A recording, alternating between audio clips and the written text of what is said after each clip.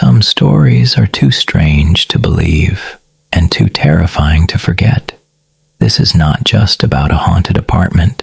It's about a creature that appears when it wants, disappears without a trace, and somehow knows exactly what you fear. Tonight, you'll hear the story of the cat that shouldn't exist. What's the deal with this cat? My name is Nader. Well, that's not important. I'm just an ordinary person. There are many like me, but my story is a little strange. Maybe no one will believe it, but that's fine. I have to tell it. The main character in my story is a cat. The first day I moved into my apartment while climbing the stairs, I saw a strange-looking cat standing right at my door. The moment I saw him, I froze. He just stared at me in this strange way, then walked down the stairs. I opened my apartment door, brought my bags inside, and closed it behind me. I cleaned up as much as I could, put my clothes in the closet, and left a few things to do later. I was exhausted and just wanted to sleep. I turned off the lights and lay down. Just as I started drifting off, I heard a sound outside. I froze for a second, then told myself, maybe something wasn't placed right and just fell. I got up to check and froze again. The kitchen light was on. I was sure I had turned it off with my own hands. After standing still for a few seconds, I forced myself to walk towards the kitchen. My legs were trembling. And then, I saw something that terrified me even more. The same cat from earlier was standing in the middle of my kitchen. Same creepy look in his eyes. He didn't move, just stared. How did he get in when I locked the door behind me? The balcony was shut. I hadn't even opened it, and the windows were closed too. I waited for him to get scared and run away, but nothing. He stayed, frozen in place, staring. My mind kept repeating, how did he get in? How did he turn on the light? There was only one explanation. This apartment was haunted. I thought about running to open the door and escaping, or maybe packing my stuff and then leaving. My eyes stayed locked on his. Neither of us moved. Then he looked over at the sink.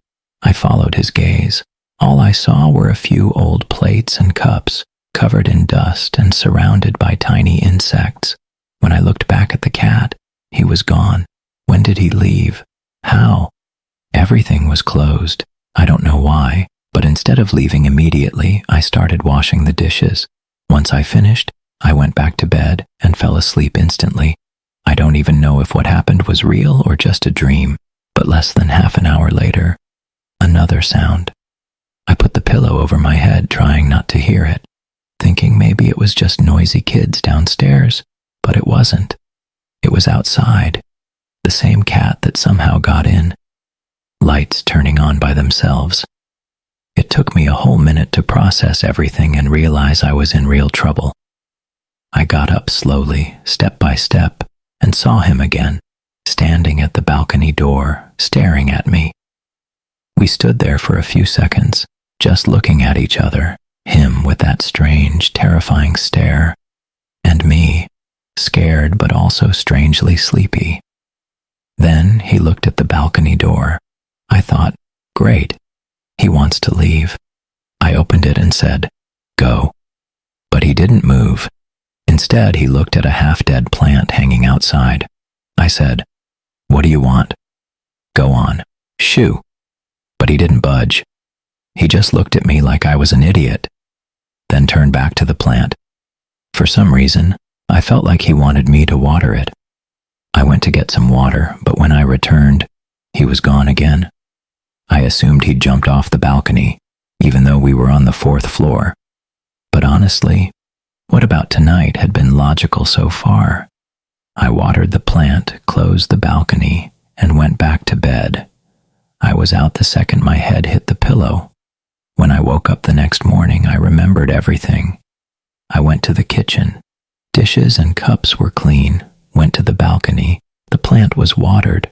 I looked everywhere for the cat. Nothing. So I went straight to Ashraf, the building doorman, who was also the one who rented me the place. I said angrily, "Listen, I want my deposit back and the rent I paid. I'm leaving that cursed apartment." He just laughed, like he was enjoying this. "Money? What money?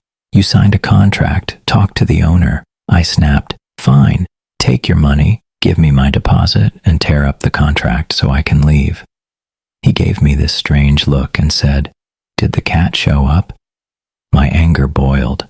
"So you knew the apartment was haunted and still rented it to me?" He shrugged.